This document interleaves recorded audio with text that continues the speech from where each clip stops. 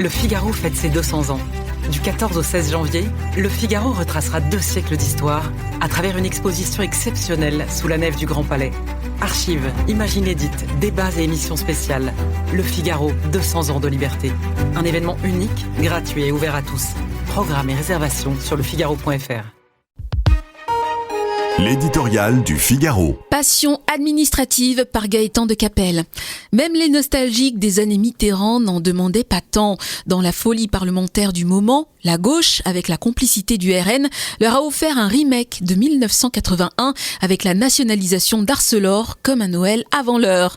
Cette nouvelle absurdité économique, fort heureusement, a toutes les chances de terminer aux oubliettes. Elle n'en constitue pas moins une nouvelle alerte sérieuse sur le danger que représenterait l'arrivée au pouvoir de ses promoteurs.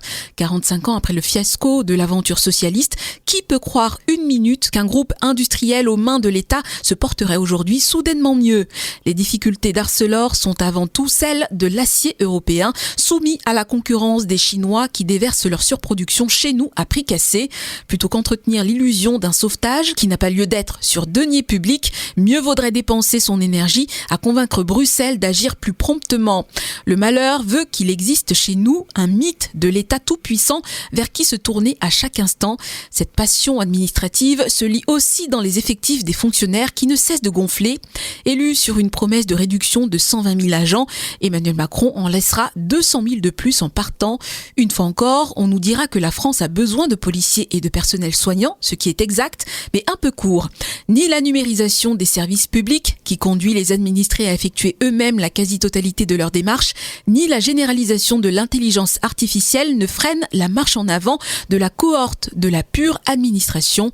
Dans toute la France, l'empilement des collectivités locales reste une source inépuisable d'embauche. Ces dizaines de milliers d'agents supplémentaires, qui sont autant de retraités de la fonction publique, constituent une véritable bombe à retardement financière. Pour qui cherche sérieusement des économies, voilà qui devrait donner matière à réflexion. Le Figaro fête ses 200 ans. Du 14 au 16 janvier, Le Figaro retracera 2 siècles d'histoire à travers une exposition exceptionnelle sous la nef du Grand Palais.